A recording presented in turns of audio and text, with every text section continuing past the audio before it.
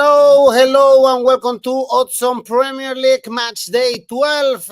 We are in strange times. Tom Rennie, we saw Chelsea winning, we saw Tottenham losing, we saw Liverpool dropping points with Luton, and Sheffield United even winning a football game. What is going on? Well, the applause, I'm sure, for the entertainment value in the Premier League as opposed to my predictions last week. But look, I'll tell you this right now. I am not going to predict Tottenham go down to 9 men and lose 4-1, okay? So I'm never going to predict that. I'm never going to bet on that. Don't blame me if it comes in. Well, I remember you tipping, for instance, Brentford to beat West Ham. Yeah, even at 2-1. Even at 2-1 West Ham, I put more money on at halftime Brentford to win because it was always going to happen. So at least I won that one. Well, let's see which are Tom's tips. Remember, as you are doing it already, ask any question to Tom. Tell us your thoughts, your beliefs in this Premier League match day. And like the video, subscribe to the channel. And now let's go on with the show.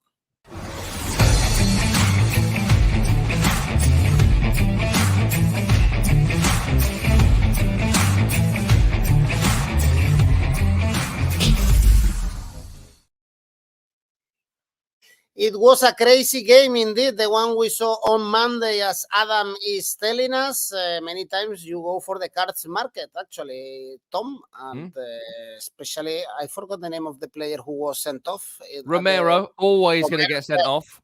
I've tipped him to get booked in every game and tipped sending off in 3, and this one delivered. Exactly. Well, by the way, remember that we have a partnership with 1xBet. So if you want to get a good welcome offer, just check this below and sign up with 1xBet. Well, let's talk about Tottenham. It's our first game, Wolves-Tottenham. This is not an easy stadium to bounce back after the first defeat of the season, the first defeat for Postecoglou in charge of the Spurs. But the problem is that we were also very surprised with Wolves losing to Sheffield United very recently in this stadium. Man City, Newcastle, or Aston Villa were unable to win. Yeah, look, Wolves are a very, very tough team to beat. They're a very tough team to beat with a very good manager. The crowd at Molineux get right behind the team, and it's a tough place to go. And I think a lot of that comes together to see big teams struggle a lot at Molineux. It's a bit like going back to 1987 in a way, going to Molineux. It's a big 4-sided ground and a vociferous crowd. I think their expectations are relatively low. They expect to be in a relegation battle, and so they treat games against big teams or relegation rivals like big games. Sometimes if you go to, say, West Ham or to Everton and they face another middling club like themselves, the atmosphere is lacking and they will get beaten, as you saw with West Ham Everton recently at West Ham. So you've got to give it to Wolves for that. They always bring an intimidating atmosphere, and they've got goal scorers in their team. Weirdly, the issue in the first few weeks of the season, what was it? Played well, couldn't score. Now they've got Hwang Hee-chan scoring regularly. I think it was a mistake starting Kalajdzic last week, but he can come off the bench and score, as he's shown multiple times. The issue for Wolves is that Pedro Neto remains out, and without him, I think they do drop down the table 4 or 5 places because he's such a brilliant player. The only reason he's been at Wolves for as long as he has is that he is consistently injured. Speaking of injuries, let's go through them for Tottenham Hotspur. No Perisic, no Solomon, Romero suspended, no Sessegnon, doubts about Maddison, Ben Davies out, Mickey van der Ven, huge loss as well at centre-half, and Richarlison confirmed a couple of days ago he's going to go for surgery. So see you guys, see you at some point in the near future, which everyone was very sad about. So it's a tricky one, this, because I think going into the weekend, I quite fancy Tottenham. But I don't currently know, as we record this, who they're going to be able to play. If James Maddison is there and Son is there, just those two alone would tip it Tottenham's way for me. I think if you look at Wolves' home form, it's just Man City they've beaten at home. A couple of draws since then against Villa and a really good performance against Newcastle, although it did take a dodgy penalty for them to get something in that game. So I'd be a bit concerned about that. In terms of Tottenham away from home, they are the best team on the road this season. 4 victories, 2 draws, undefeated, 14 goals scored. Though, again, we keep mentioning this. They've played such easy games on the road this season, more or less, bar Arsenal, Crystal Palace, Luton, Burnley, Bournemouth. It's near a perfect set of fixtures to start the season. So it's a tricky one, this. I think if you look at the recent games, I think you've got two teams who know how to find the back of the net. Maybe not consistently, maybe not a lot of times, but Wolves have scored in each of their last 5 games. So I think Wolves will score, but I think Tottenham, 23 goals scored this season, 3rd or 4th top scorers in the league. I think they'll score as well. So take a Tottenham win, tricky, but Tottenham win and both teams to score brings you at 3.5, just above the 2-1 mark. So that's 2-1, that's 3-1 Tottenham, which I have a gut feeling for. But I picked some real nice group bets as well. I love group betting. Tottenham to win 1-0, 2-0, or 2-1, I found this morning at 3.5 as well, which is nice. And also, I don't discount the draw at near 4s there. Both score, no draw. If you're feeling a bit dicey on this game, it's 2.2. It's not amazing, but it does feel like both teams to score in lots of scenarios here. Yeah, both teams to score alone is 1.6, so that's why you were mixing it a little bit with other markets. Michael is going for draw no bet for Wolves with very good odds, of course. Madison is an important factor for this game, whether he's fit or not to be in the pitch. I like the draw at halftime for Corello. Well, this is Tottenham, second in the standings. Let's talk about Arsenal having a much easier fixture at home against Burnley. Right now, they are 4th in the standings after the defeat against Newcastle. Luckily for them, they won also in the Champions League in midweek, so they are very close to the last 16 round. I guess they should win this one because Burnley, they are looking so bad also after the defeat against Crystal Palace, 4 consecutive defeats. Very difficult to make money with this game. Yeah, and I think we're already at a stage now where it's not a question of if Burnley can stay up. It's a question of when they go down, right? Are they going to make it to game week 30? Are they going to make it to game week 32? Are they going to make it interesting? You can't lose 9 games in your first 11 and expect to stay in the Premier League. And as predicted 11 weeks ago, Burnley and Sheffield United are at the bottom 2. They've both got 4 points. They've both got 1 win, and they're both going to get relegated. So it's a good year to be rubbish in the Premier League because a lot of rubbish teams will stay up on 30 points this year because these two are so bad. It's a question of how many Arsenal win by. I know they had a tough game in the Champions League on the Wednesday night. So as we record this, I'm not quite sure who's fit and who is not. The hope is that Saka, Martinelli, and Nketiah will be the front 3. Still no Gabi Jesus. Some doubts about Bukayo Saka as we record this morning. And so I did have a Saka bet for you, which I'm going to step back from now as I don't know whether Saka is going to be fit enough to play this game. But either way, if Saka isn't there and it's Trossard, if Martinelli isn't there and it's another player, even if they rotate 6 or 7 from the weekend or from midweek to the weekend, they are still going to win this handsomely. There's no money, right, in a Arsenal victory here. So how have they got on previously against bad teams at home? Well, they thrashed Sheffield United 5-0. They beat Manchester United 3-1. They were bad at that moment and struggled against Fulham, but still scored 2 goals. So look at the Arsenal to score market. I'm personally going to pick Arsenal to win with a -3 handicap. That's the best odds I can find for Arsenal. I think they'll do to Burnley what they did to Sheffield United. So I'd look at 5-0, but I'm going -3, being conservative. That comes in at 4. A -2 handicap, if you're not feeling brave, still brings you in at 2.25. Go big Arsenal win. Don't go Burnley score, and you'll make some money here. It's funny that you put Man United at the same level as Burnley or Sheffield United. at the time. And now they are worse. Yeah. Yeah, exactly. Now they can be even worse. Let's move on because there is not much value on this one. Next game is Crystal Palace. Everton. Palace winning the winnable games again. They beat Burnley, so they are 9 points away from the relegation. Everton getting positive results lately, even they drew with Brighton. Perhaps this is one of the games that screams draw. Yeah, it does actually, because Crystal Palace have done quite well this season. They're doing whatever they can to do what they always do and finish 12th. They're just above 12 currently because West Ham have been so rubbish for the last 5 weeks. Beyond that, they would be in their natural home. But their form this season, their position this season is built on their away form. Just 1 victory at home this season across the, I think, 5 games they've played to this point. Is going to be a concern for Roy Hodgson because at home, they have no ability to break the opposition down. That's been an ongoing issue for this team. Good to see a Berry Eze come back in. Michael Olise could be fit. That'll make a big difference to them. And a great couple of goals recently for Jordan Ayew as well. So a lot of respect for him at his age. getting that goal-scoring touch he had maybe 3 or 4 years ago. In terms of Everton, I'm not quite getting drawn into the Everton are back, Rio Ferdinand throws his pen on the table thing. Did they play well at West Ham? Not really. They certainly played well when they beat Bournemouth at home a couple of weeks previous, the 3-0 victory there. Against Brighton last week, it was back to tight. They're not a particularly creative team. If they score first, you could be in trouble. But if you score first against Everton, you're more than likely to win the game, as the West Ham game kind of proved. It's going to be very similar to that West Ham game. If there is going to be a goal, if there is going to be a winner, it's going to be under 2.5 goals in this game. So if you fancy a winner, go for it. I personally think it's going to be a draw.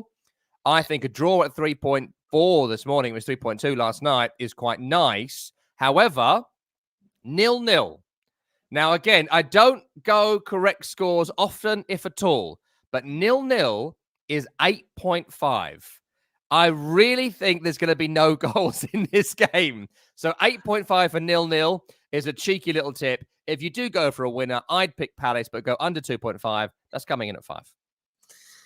Good one. Last season we saw a goalless draw actually at Selhurst Park, so why not again? And 2 goals is paid 2.3, for instance, because this game screams draw and screams that we are not gonna see a lot of goals. Next game is Man United Luton Town. Thanks for Man United that they are hosting Luton Town, or perhaps it's the last nail in Ten Hag's coffin, no? After the defeat against Copenhagen in the Champions League, last in their group. Luckily for them, they won in the very last minute in the Premier League.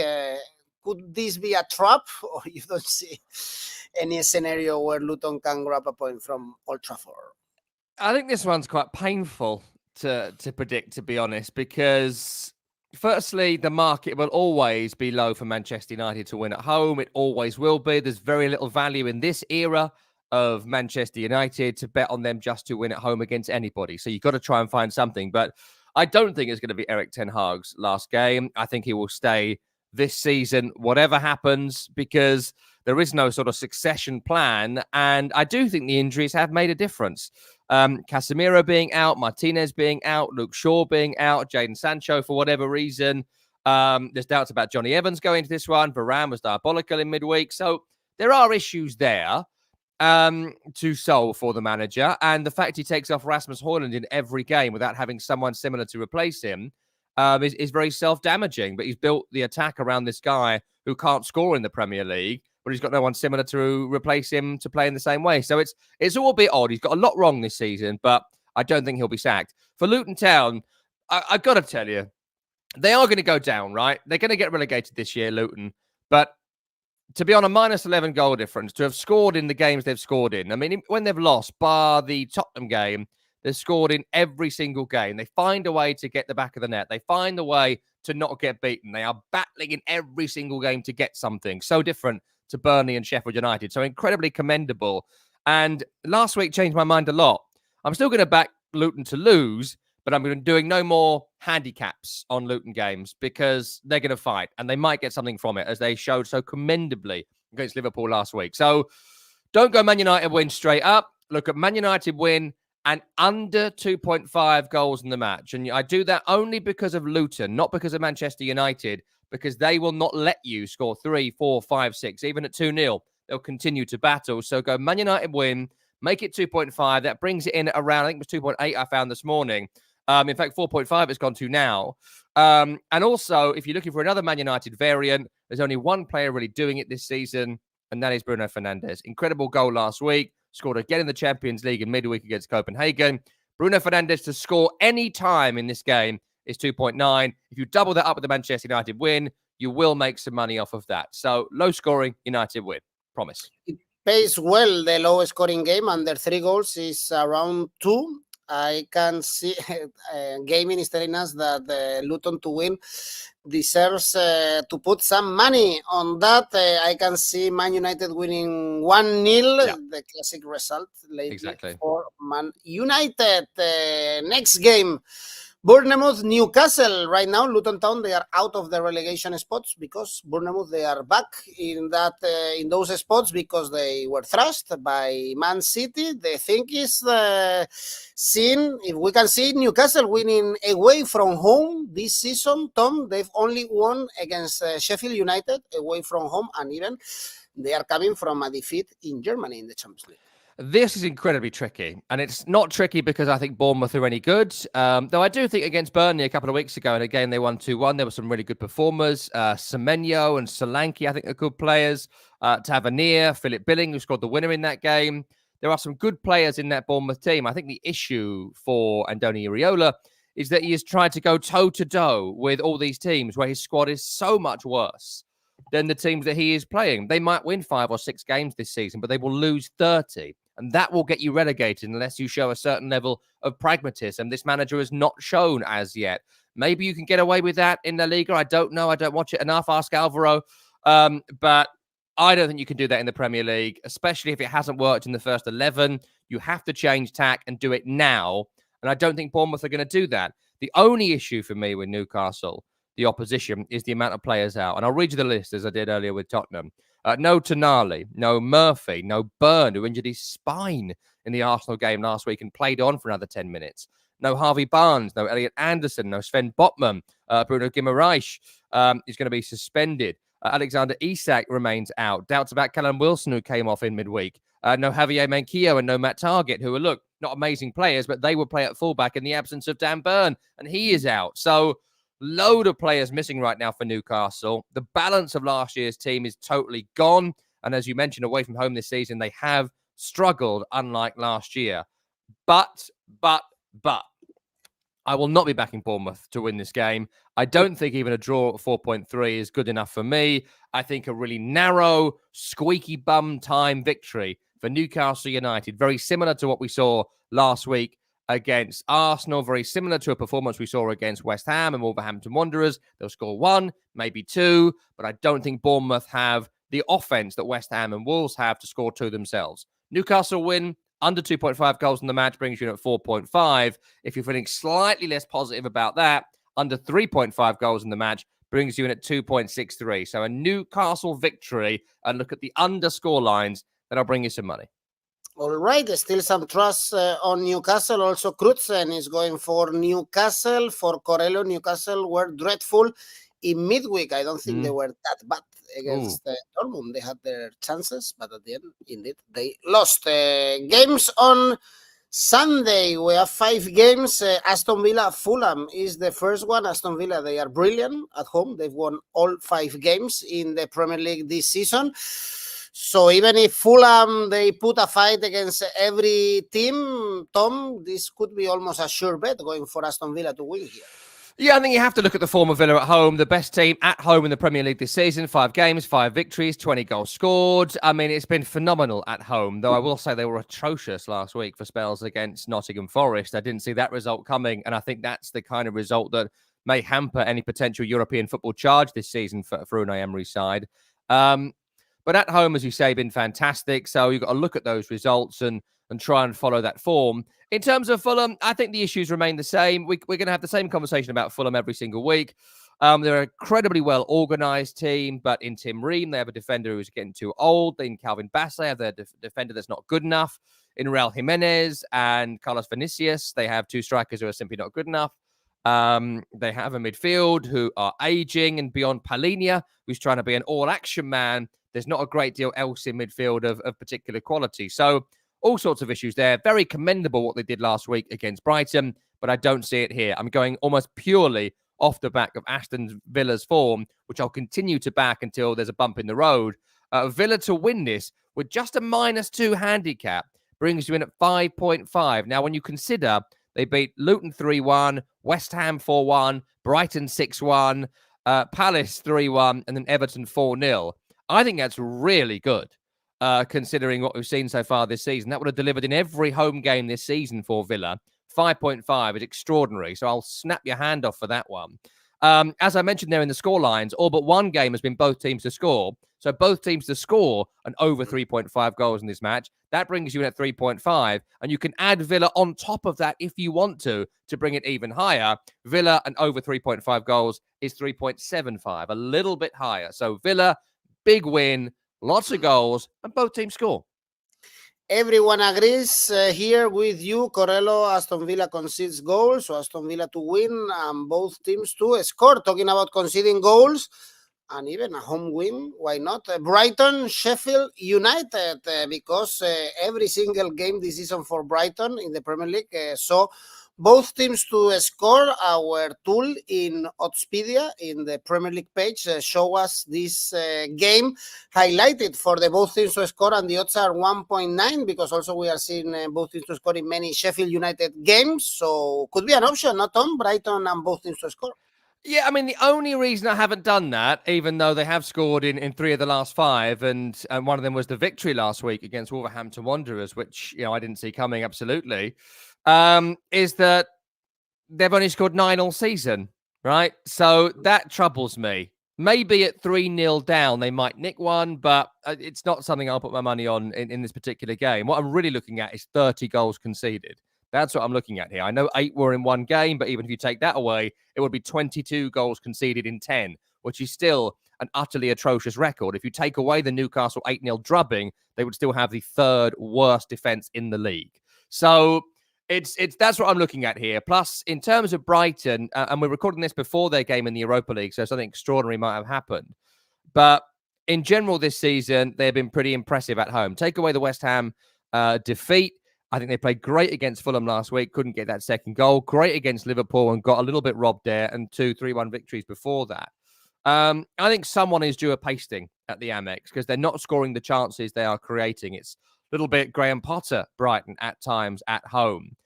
There's no value here in a Brighton win. And in fact, even to go with a -3 handicap, which I'm going to take here, it only brought me in at 2.63, which is extraordinarily low.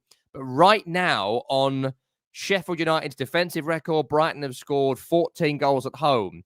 It feels just bang on that's going to happen. You could just take Brighton to score 4 goals, which I also like. That brings you in at 3. That's 2-1. Double your money. I'll take that. And I also like Brighton to win both halves here as well. I think Brighton will come out big guns in the opening 20 minutes and score a couple of goals. And they'll also score late on when a poor Sheffield United try and push to get that consolation goal you mentioned they always get. So all sorts of Brighton win. I think lots of goals. I think a pasting.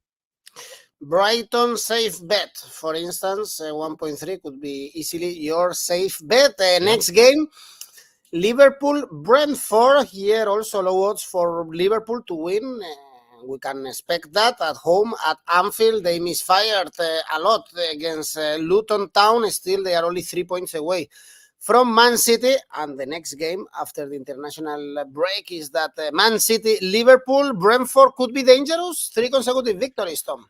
Yeah, they could. And if you're looking for a Brentford market here, I would look at Brentford to score from a cross and Brentford to score a header. If you're looking at what they do, they put over more accurate crosses than any other team in the league. And if you saw the winner last week from Nathan Collins against West Ham, it's an incredible cross. I think it's Vitaliano on the right-hand side who delivers it. And the header from Nathan Collins is superb. It's spectacular. It's similar to Olivier Giroud in the Champions League for Milan against PSG on the Tuesday night. That's how good this header is from Nathan Collins. So to score in this game, Brentford will do it from a cross, unlikely from a header, so don't discount that market. And you're right to pick out their form, and it's worth noting their away form as well. 2 victories in their 5 games on the road this season. Did beat Chelsea and did beat Fulham on the opening day of the season, but this, of course, is a very different proposition. I think Liverpool will be smarting and annoyed from the performance and result against Luton last week. I think there have been plenty of changes for Europa League in midweek, so I expect a full week of rest for a lot of the starting 11 here. And look at their home form. 5 games, 5 victories, big scores as well. I can see this being very similar to the Nottingham Forest game last time out. That was 3-0. That's the scoreline I'm going to pick here. -2 handicap brings you in at 3.5. 3-0 recently against them, 2-0 against Everton, 3-1 against West Ham, 3-1 against Liverpool, against Villa, and 3-1 against Bournemouth. So 3 goals for Liverpool feels pretty on the nose here for me.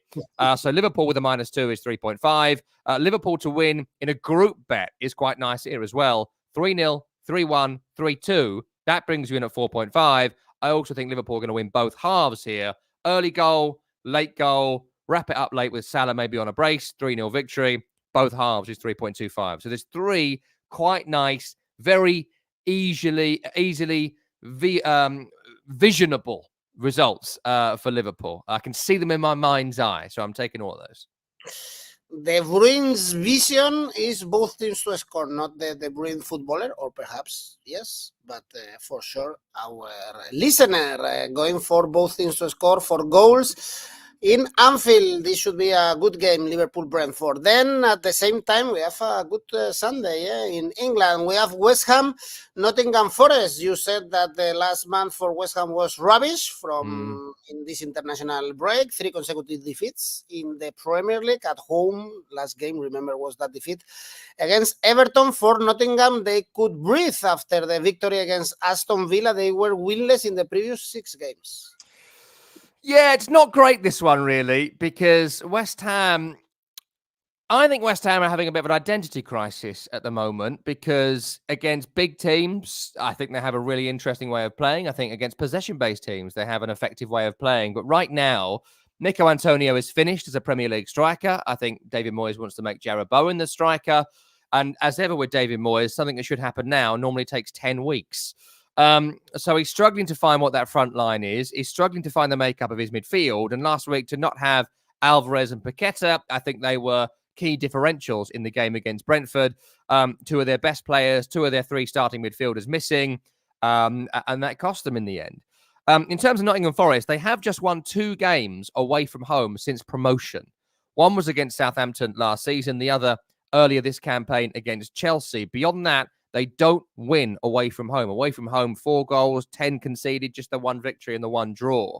But West Ham are solid and unspectacular. I think when David Moyes needs a result, and I think here he needs a result, he tends to get a result. I don't think it's going to be a thriller. I don't think it's going to be particularly entertaining, but I do think West Ham are going to win. I would look back to the Sheffield United victory, the only other game bar Chelsea they've won this season. I would look to a similar performance to the Everton game, which they lost a couple of weeks ago. West Ham win low scoring. West Ham win an under 2.5 goals in the match, brings you in at 4.5. 1-0 West Ham screams it this game. 7.5. If you feel slightly less confident, another nice group bet here.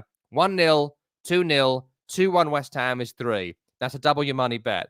It just feels like a narrow, squeaky, unimpressive, no one's happy victory for West Ham. And probably a low-scoring game. Actually, double chance for West Ham and both teams to score for Chinonso. Straight win for the Hammers. And the last game, the best one, of course, Chelsea, Man City. Chelsea getting that victory against 9 men, but they won against Tottenham. Nicolas Jackson scored a hat-trick, but they are horrible at Stamford Bridge. Only 1 victory, 1 draw, and 3 defeats in the last 4 games. The numbers are awful for Chelsea at Stamford Bridge. And City, Tom, they are back in the winning track. They are beating, even thrashing every single team. Yeah, I mean, look, on Chelsea, victory on Monday, which I did not predict. I'm not sure many did, certainly in the way it came as well. But did they play well? I'm not sure. I'm really not sure they did. The inability to knock the ball over the top against a team playing offside on the halfway line for near 25 minutes before they finally did it was bizarre. Nicolas Jackson scored the worst hat-trick maybe in Premier League history. One of the worst performances by an individual to score a hat-trick in Premier League history. And you know, we could go on. Mudryk back to the player he was for the majority of his time as Chelsea after a good couple of weeks. You know, so many questions about them. And their home form is truly atrocious, like really bad. Beyond the victory over Luton this season in the league, they haven't beaten anybody. And not only that, they're struggling to score. Didn't score against Forest, didn't score against Villa, didn't score against Brentford. Look, they ain't going to score here, all right? I'm not going to tip Chelsea. I don't want to spoil it for you, but I'm not going to tip Chelsea. Man City have been incredible. This is probably, and I think Guardiola's right, the best they've started a league season for the last 3 or 4 years. They've stumbled a bit in the first few weeks of campaigns previously. And yes, they lost that couple of games against Wolves and Arsenal. But the way they're playing, there's an imperious nature to them that it just feels like we're getting towards run away with it territory over the next 5 to 6 weeks. They are going to win this game. And I'll tell you what, You can actually go quite conservative here, should you wish. A -1 handicap. That's a 2-0 victory for the European champions. You get that right now at 2.88. Now, that is extraordinary to me. That's near 2-1 for a real basic scoreline for one team who's considerably better than the other. So I would snap your hand off for that one today. I think that's really, really good. A -2 handicap, which feels more realistic. Who can't see 3-0 here? I certainly can. 6. You can get that for 6. Look at how bad Chelsea have been at home. So bad against a City team who have scored 28 goals this season. They've scored 12 on the road, 4 victories, thrashing everyone. Big victory in the Champions League. That's incredible to me. So I'll be taking that as well. A City win and the over, if you're feeling not particularly brave, brings you in at 2.5. I'd also look here at a group bet. I love the group bets, as you know. 1-0, 2-0, or 2-1. Again, I think more goals than that. But again, a conservative bet for a Man City win, for believable scorelines, 2.88. Extraordinary, this. I think the market here thinks Chelsea are Chelsea. They are not Chelsea. They are Everton at this moment in time. Think of Chelsea as Everton, and you'll make some money on this game. We have a lot of comments going for Man City Asian handicap -1 after your analysis, Tom, and seeing all these comments, you've convinced me for this bet. Even Man City to win is so good, 1.85. So be brave enough. Haaland scored a beauty also in the Champions League against Young Boys, so perhaps he scores again against Chelsea. Well, Tom, this is it. It was fast. It was entertaining. I enjoyed a lot. Tell me your safe bet. A safe bet this week is an Arsenal victory at home against beleaguered and beaten and battered Burnley is my safe bet. ACCA is a 4-teamer this week, a 4-fold, but there's some real nice ones in here, and it brings you in an incredible 6.18. Arsenal win, banker. Newcastle win, bold. Villa win, of course they do, and throw City in there as well, 6.18. I am very confident in 3 of those, but it's the 4th one that's going to make us some money. Well, a bit risky if you are not brave enough. Of course, you can go for draw no bet and have an insurance with the draw. Tom, thank you. Thanks everyone for watching. Bye-bye. Enjoy the Premier League.